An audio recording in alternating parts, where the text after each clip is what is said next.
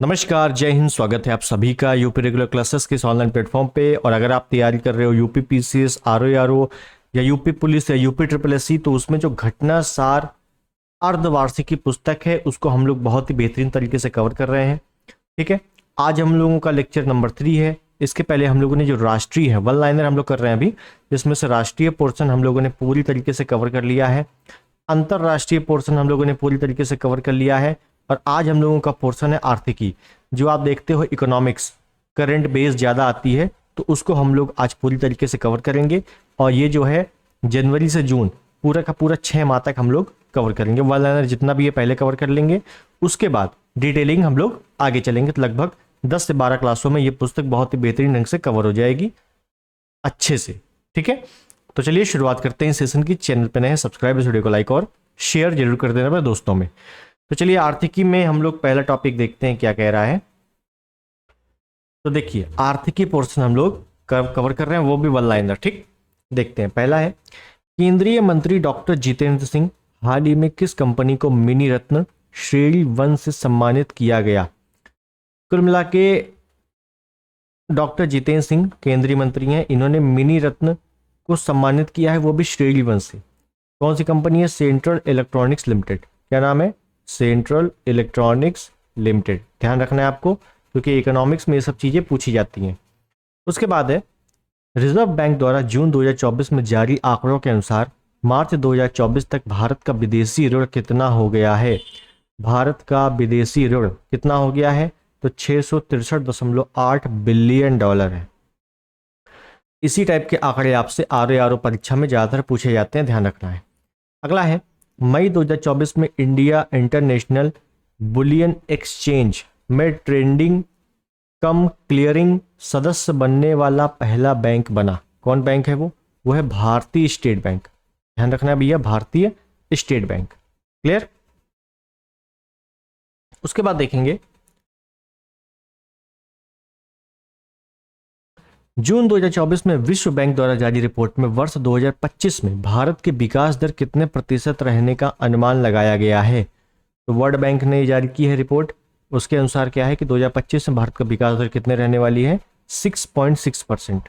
ठीक, उसके बाद देखिए, वित्तीय वर्ष 2023-24 में भारत को सर्वाधिक एफडीआई किस देश से प्राप्त हुआ है? FDI Singapore. किस देश से प्राप्त हुआ है? सिंगापुर से। अब ये एफडीआई क्या है, क्या कैसे होता है, और ये जो हम लोग पढ़ के आए हैं, ये विकास दर कैसी क्या बढ़ती है, पिछली बार क्या रही है, ये हम लोग जब आर्थिकी का बेसिक थ्योरी क्लास पढ़ेंगे उसमें मैं आपको चीज़ें बताऊंगा। ये केवल वन लाइनर है। ठीक है, जिसको वन लाइनर अच्छे से कंप्लीट करना है वो कंप्लीट कर सकता है। अगला है, वह नियो बैंकिंग स्टार्टअप जिसे हाल ही में आरबीआई द्वारा मोबाइल वैलेट लाइसेंस प्रदान किया गया है, तो वो कौन सा स्टार्टअप है? ज्यूपिटर। क्या है? ज्यूपिटर। ठीक, नेक्स्ट है कि 4 मार्च 2024 को कहां पर स्टेनलेस स्टील क्षेत्र में भारत के पहले हरित या ग्रीन हाइड्रोजन संयंत्र का उद्घाटन किया गया है? Most important, Hisar. और हिसार आपको पता है हरियाणा में है। ठीक, हिसार कहाँ है? हरियाणा में। हाल ही में किस संस्था ने best conduct of business regulator का पुरस्कार जीता है? इंपॉर्टेंट है, एक तो पुरस्कार से भी रिलेटेड है और इकोनॉमिक्स से भी रिलेटेड है, तो इंपॉर्टेंट क्वेश्चन हो जाता है कि किस संस्था ने best conduct of business regulator का पुरस्कार जीता है? तो सेबी ने। ठीक है ना, सेबी। मोदी 3.0 के तहत, मतलब मोदी जी तीसरी बार प्रधानमंत्री बने हैं, तो 3.0 के तहत हाल ही में प्रधानमंत्री आवास योजना के तहत कितने आवास निर्माण की घोषणा की गई है? 3 करोड़। आपको पता होगा, जैसे ही मोदी जी ने शपथ ग्रहण की थी उसके बाद जो पहला फैसला सुनाया था वो आवास को ही लेकर सुनाया था कि सबसे पहले प्रधानमंत्री आवास योजना के तहत मकान बनाए जाने चाहिए। कितने मकानों की घोषणा की है? 3 करोड़। ठीक, याद रखना, इंपॉर्टेंट है।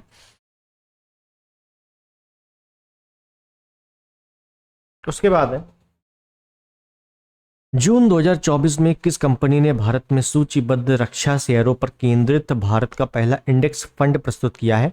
तो Motilal Oswal asset management company limited.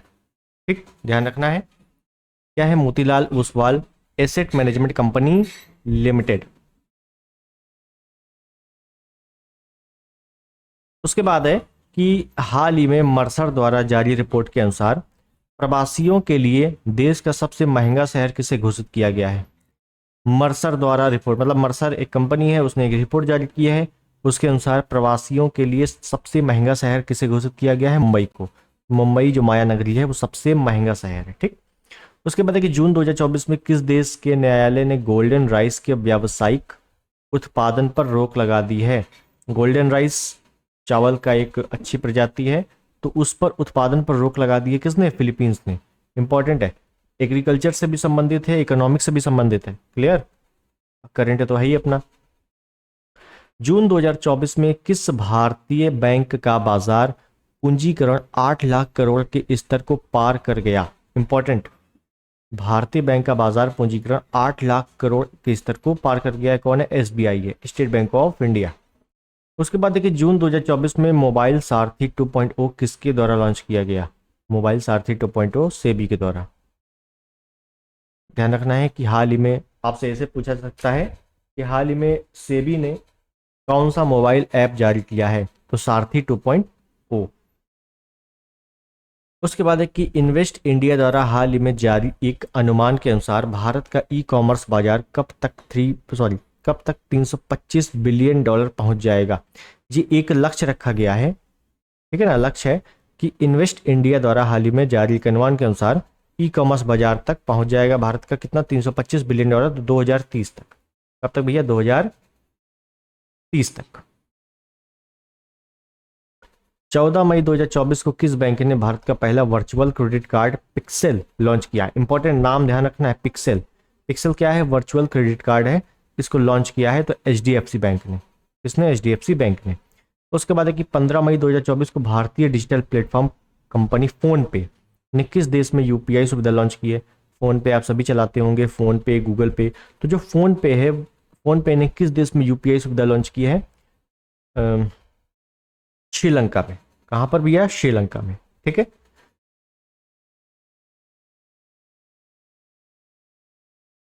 अप्रैल 2024 में विश्व समूह द्वारा विश्व बैंक आर्थिक सलाहकार पैनल के सदस्य के रूप में किस भारतीय को नियुक्त किया गया है? राकेश मोहन। किस भारतीय को नियुक्त किया गया है? राकेश मोहन को।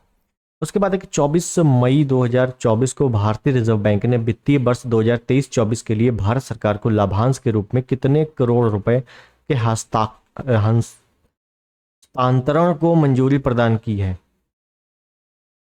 कितने लाख करोड़ रुपए?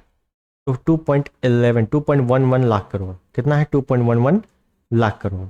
ठीक है, 2023-24 वित्तीय वर्ष वाला है, ध्यान रखना है।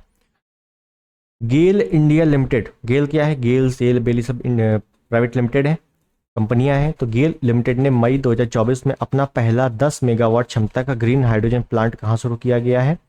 विजयपुर, मध्य प्रदेश में। इंपॉर्टेंट है कि हाल ही में मध्य प्रदेश में पहला, किस कंपनी ने पहला 10 मेगावाट क्षमता का ग्रीन हाइड्रोजन प्लांट लगाया है? तो गेल, बेल, सेल, तो इस टाइप के ऑप्शन आ जाएंगे, तो आपको गेल करना है। ठीक है।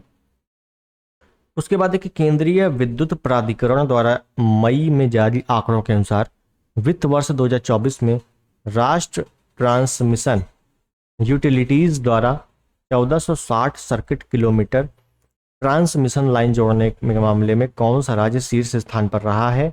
तो अपना उत्तर प्रदेश पहले नंबर पर रहा है इसमें। ठीक, ध्यान रखना है। उसके बाद है कि मई 2024 के आखिरी सप्ताह में किस अंतर्राष्ट्रीय रेटिंग्स एजेंसी ने अर्थव्यवस्था पर भारत के दृष्टिकोण को स्थिर से सकारात्मक में संशोधन किया है? तो S&P ग्लोबल रेटिंग्स। कौन सी रेटिंग एजेंसी है? S&P global ratings. संयुक्त राष्ट्र संघ का प्रवासन एजेंसी द्वारा मई 2024 में जारी विश्व प्रवासन रिपोर्ट 2024 के अनुसार वर्ष 2022 में प्रेषित धन प्राप्ति के मामले में 111 अरब डॉलर धनराशि प्राप्त करने वाला शीर्ष देश रहा है। कौन? भारत। कौन सा देश है शीर्ष में? भारत। वित्तीय वर्ष 2023-24 में भारत का सबसे बड़ा व्यापारिक भागीदार देश रहा है चीन।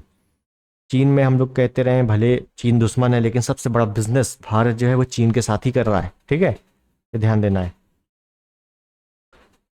चेन्नई की startup company mind Grove technologies ने हाल ही में किस नाम से भारत का पहला वाणिज्यिक उच्च प्रदर्शन चिप लॉन्च किया है? तो सिक्योर आईओटी। क्या नाम है? Secure IoT.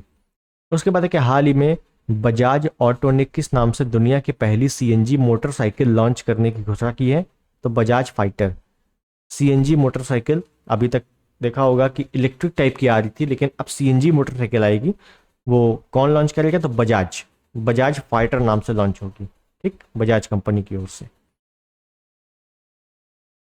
वह देश जहां से मई 2024 के आखिरी सप्ताह में आरबीआई द्वारा 100 टन से अधिक सोना भारत वापस लाया गया, ब्रिटेन में। जैसा कि आपको इसके बारे में आपको डिटेल जब बताऊंगा आर्थिकी वाला, उसमें मैं डिटेल बताने वाला हूं कि 1991 में जब भारत के पास आर्थिक स्थिति काफ़ी ख़राब थी, तो उस समय सोना जो है गोल्ड गिरवी रखा गया था, ठीक है, और एलपीजी सुविधा अपनाई गई थी, तो वो मैं आपके आगे बताऊंगा, ठीक है, टेंशन नहीं लेना इसमें। उसके बाद देखिए, रिलायंस इंडस्ट्री ने हाल ही में कहाँ पर देश के पहले मल्टी मॉडल लॉजिस्टिक पार्क का निर्माण शुरू कर दिया है? कहाँ पर? चेन्नई में। मल्टी मॉडल लॉजिस्टिक पार्क कहाँ बनेगा? चेन्नई में। कौन बनाएगा? रिलायंस। अप्रैल 2023 से जनवरी 2024 के बीच कौन सा राज्य देश का सबसे बड़ा इलेक्ट्रॉनिक सामान निर्यातक राज्य के रूप में उभरा है? तो तमिलनाडु। तमिलनाडु में सबसे अधिक निर्यात हुआ है इलेक्ट्रॉनिक का, क्योंकि इलेक्ट्रॉनिक वहां पर सबसे ज़्यादा आइटम बने हैं, इलेक्ट्रॉनिक आइटम, ठीक।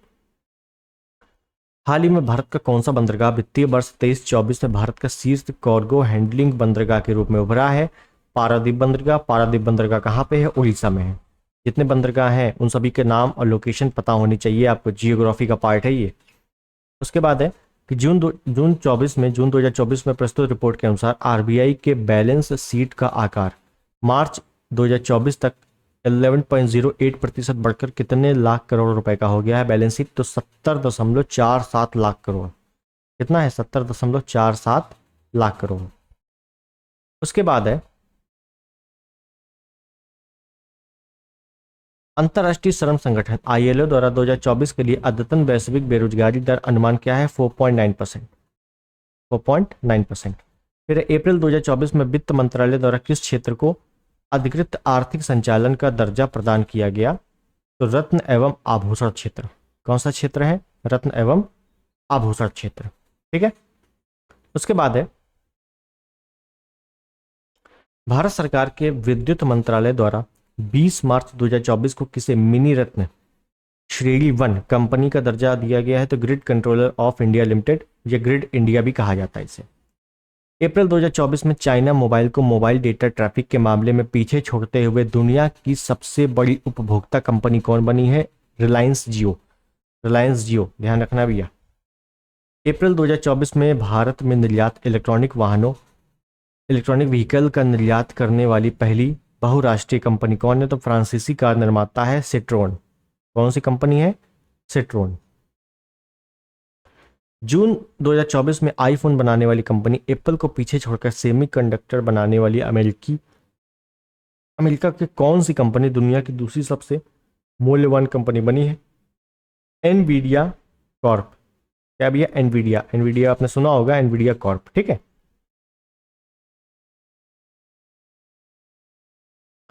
उसके बाद है कि लंदन, क्या है? लंदन स्थित सेंट्रल बैंकिंग ने केंद्रीय बैंकिंग पुरस्कार 2024 के तहत किस बैंक को जोखिम प्रबंधन पुरस्कार के लिए मार्च 2024 में चुना है? तो Reserve Bank of India, RBI. April 2024 में किसे 16वें वित्त आयोग के पूर्णकालिक सदस्य के रूप में नियुक्त किया गया है? मनोज पांडा। मनोज पांडा 16वें वित्त आयोग के लिए पूर्णकालिक सदस्य चुना गया है इनको।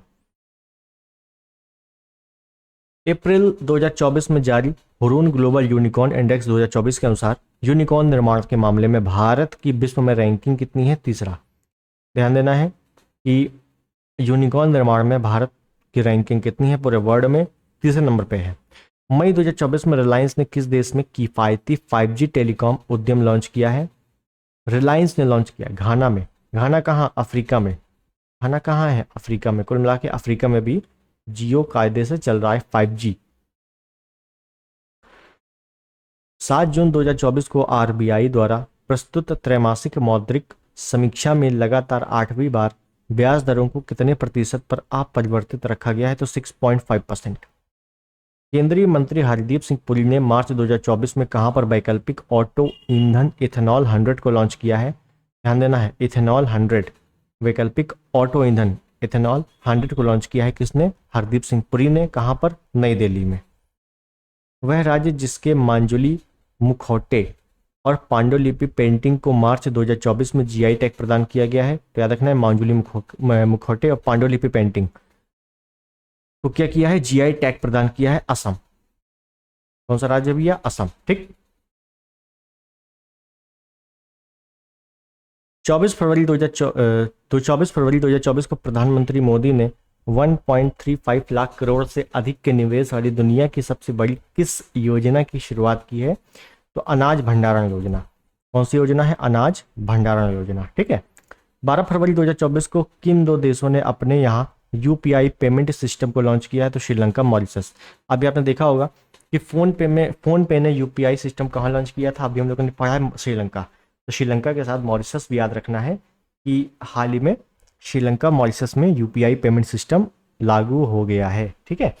उसके बाद है कि प्रधानमंत्री नरेंद्र मोदी ने पीएम सूर्य घर मुफ्त बिजली योजना को कब लॉन्च किया? तो 13 फरवरी 2024 को लॉन्च कर दिया है। मुफ्त बिजली योजना है तो इसके लिए अप्लाई करना पड़ता है, उसके बाद मुफ्त बिजली मिलती है। ठीक है। चलिए,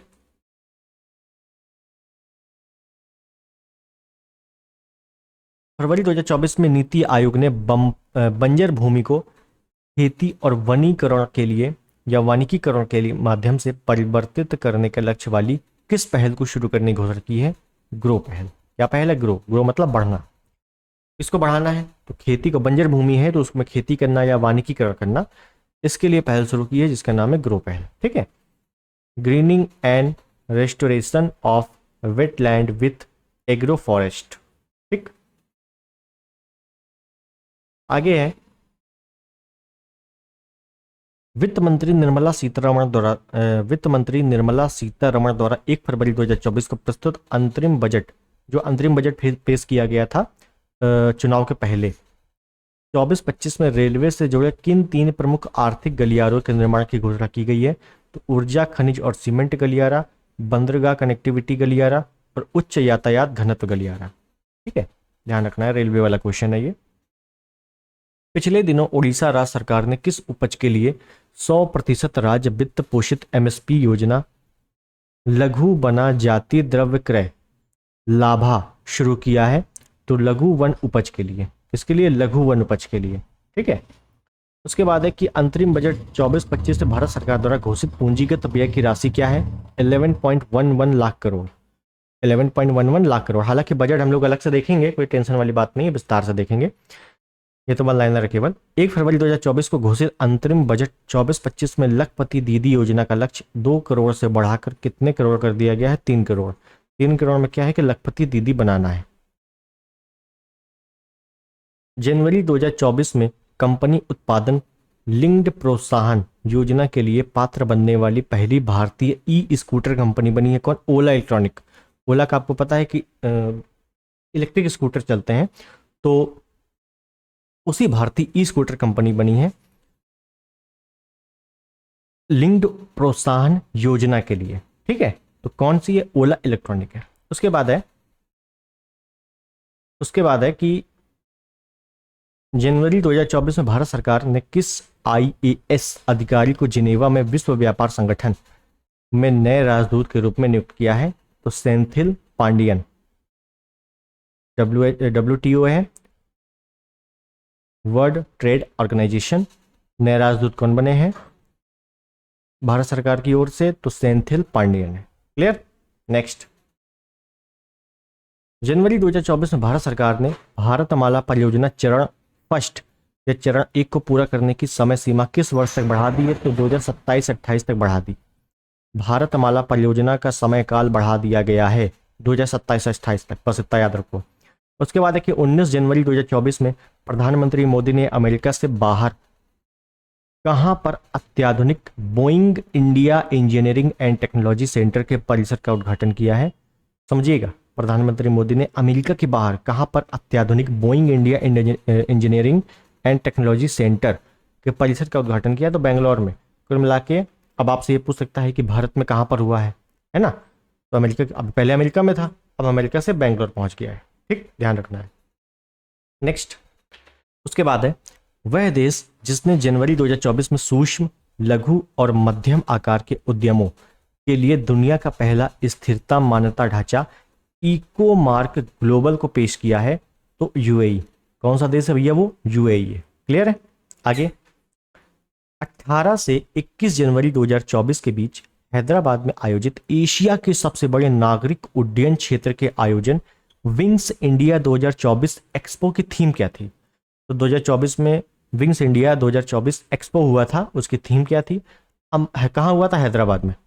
तो थीम क्या है? अमृत काल में भारत को दुनिया से जोड़ना, भारत नागरिक उड्डयन 2047 के लिए मंच तैयार करना, ये इसकी थीम है। ठीक है ना? अमृत काल में भारत को दुनिया से जोड़ना, ये तैयार रखो, बाकी तो ऑप्शन में आएगा तो कर लोगे। उसके बाद है, हाल ही में कौन सी भारतीय फर्म ISO 27001 2022 प्रमाणन प्राप्त करने वाली पहली कंपनी बन गई है? तो हल्दिया पेट्रोकेमिकल्स, और हल्दिया बंदरगाह भी है, वो कहाँ है? पश्चिम बंगाल में है। क्लियर है? तो अच्छा देखो, यहाँ RO की परीक्षा अगर देना है तो आपको ये सब आंकड़े हार्ड बनाते हैं पेपर को, और यही सब आंकड़े आपसे पूछे जाते हैं जो कि करंट से रिलेटेड होते हैं। ठीक है? तो ये भी आपको अच्छे से ध्यान रखना है। तो कौन सा है? हल्दिया पेट्रोकेमिकल्स। ठीक, आप समझिए। अब हमारा जो आर्थिकी वाला पोर्शन था वो इतना ही है, 6 महीने का आर्थिकी वन लाइनर केवल इतना है। आगे हम लोग जब डिटेल्ड देखेंगे, थ्योरी देखेंगे, तो उसमें और अच्छे से डिटेल में पढ़ेंगे। ठीक है? आर्थिकी हो गया है। इसके बाद अब हम लोग करने वाले हैं या तो खेल और या तो 6 महीने का पूरे के पूरे पुरस्कार। ठीक है? इसमें से कोई भी हम उठा लेंगे, उसके बाद जो उठाएंगे तो दोनों को करना है, पहले जो कर लेंगे कोई दिक्कत नहीं है। ठीक है? तो कुल मिला के अब आपका जो वन लाइनर है बहुत ही थोड़ा बचा हुआ है, 1-2 क्लासों का और है, उसके बाद हम लोग अच्छे से थ्योरी में चलेंगे। ठीक है? तो मैं फिर बोल रहा हूँ, अगर आप चैनल पर नए हैं सब्सक्राइब कर लेना, हर तरह के वीडियोस इस चैनल पे मिलेंगे।